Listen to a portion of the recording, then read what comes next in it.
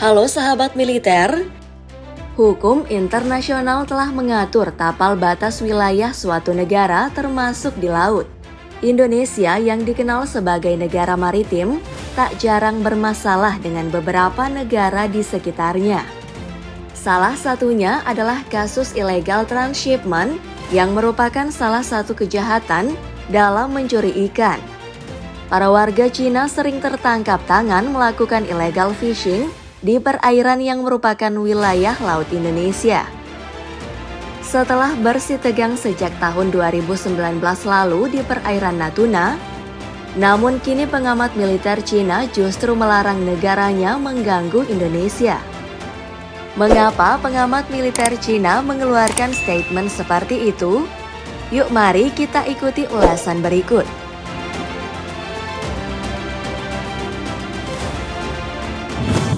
Indonesia sempat mengalami kekuatan militer yang hebat di bawah kepemimpinan proklamator Insinyur Soekarno.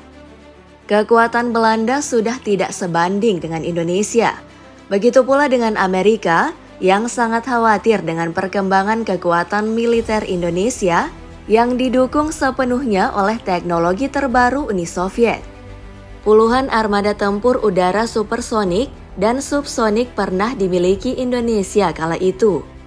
Indonesia tercatat memiliki armada tempur di udara yang terdiri dari 20 pesawat pemburu supersonik MiG-21 Fishback, 30 pesawat MiG-15, 49 pesawat tempur high subsonic MiG-17, serta pesawat supersonik MiG-19. Selain di udara, Indonesia memiliki armada tempur di laut bernama KRI Irian. Bila melihat dimensinya dengan panjang tubuhnya sekitar 210 meter dan lebar 22 meter, kapal ini tergolong besar kala itu dengan bobot mencapai 16.640 ton.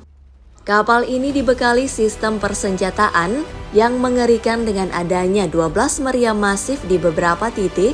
Dan sahabat militer, tidak hanya itu, ada juga beberapa buah triple gun untuk mengatasi serangan udara dan slot tabung torpedo untuk membombardir kapal selam musuh.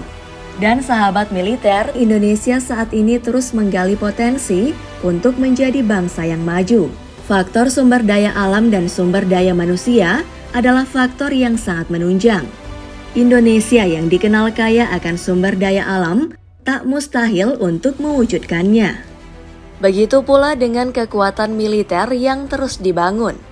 Hal ini terlihat dari beberapa langkah yang telah diambil oleh pemerintah Indonesia, di antaranya yang pertama di bawah pimpinan Prabowo Subianto, Kementerian Pertahanan giat memodernisasi alat utama sistem pertahanan Indonesia atau Alutsista dengan pembelian alutsista strategis yang mengakomodir 3 matra, yakni udara, laut, dan darat. Tak tanggung-tanggung biaya yang dipersiapkan menembus angka 133 triliun rupiah. Pembelian pesawat Rafale dan F-15 Eagle II yang paling disorot baik dalam maupun luar negeri. Pemerintah Republik Indonesia dan Pemerintah Republik Prancis secara resmi menyepakati aktivasi kontrak pembelian 6 dari total 42 jet tempur Rafale buatan Dassault Aviation dan juga 36 jet tempur kelas berat F-15 Eagle X dari Amerika Serikat. Hal ini pula lah kelak yang membawa Indonesia bertengger di pucuk untuk matra udara di kawasan Asia Tenggara.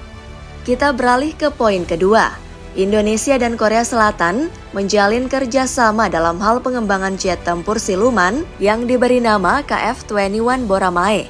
Dengan dilanjutkannya proyek yang sempat mangkrak ini, tentunya kelak akan menambah kekuatan tempur udara baik Indonesia maupun Korea Selatan. Dan bila mana proyek ini telah rampung, maka hal ini tonggak kemandirian Indonesia untuk dapat memproduksi pesawat jet tempur sendiri.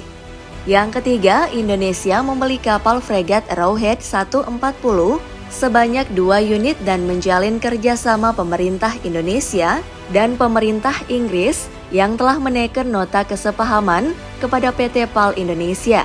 mengantongi lisensi untuk memproduksi kapal perang canggih fregat Arrowhead 140 dari perusahaan Inggris Babcock.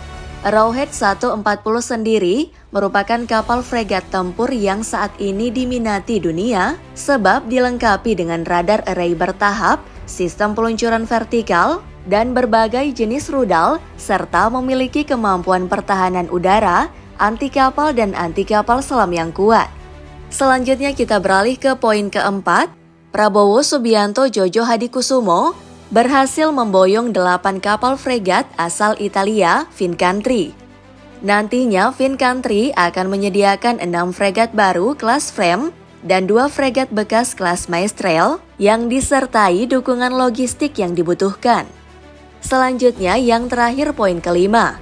Pada tahun 2005 hingga 2006, telah terbit dokumen perencanaan alutsista jangka panjang yang disebut kekuatan pokok minimum atau MEF.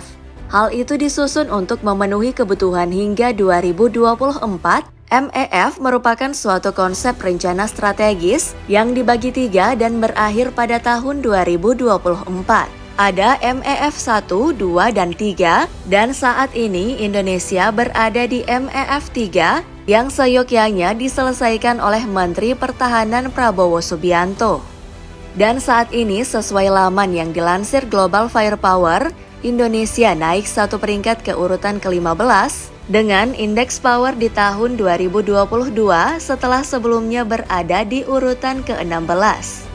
Dengan mengamati segala langkah yang telah ditempuh oleh pemerintah Indonesia, maka tentu saja pengamat militer Cina menyadari akan kekuatan militer Indonesia yang mulai bangkit dan terus berkembang, bahkan berpeluang menjadi kekuatan militer yang kuat dan diperhitungkan. Namun pemerintah tentu saja tak dapat benar-benar sukses membangun kekuatan militer yang kuat sesuai yang diharapkan tanpa adanya dukungan dari seluruh rakyat Indonesia.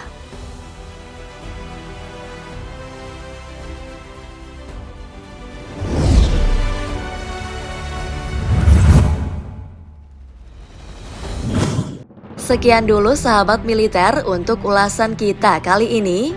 Bila ada tanggapan, yuk mari kita ramaikan di kolom komentar. Sampai jumpa di edisi Info Militer selanjutnya.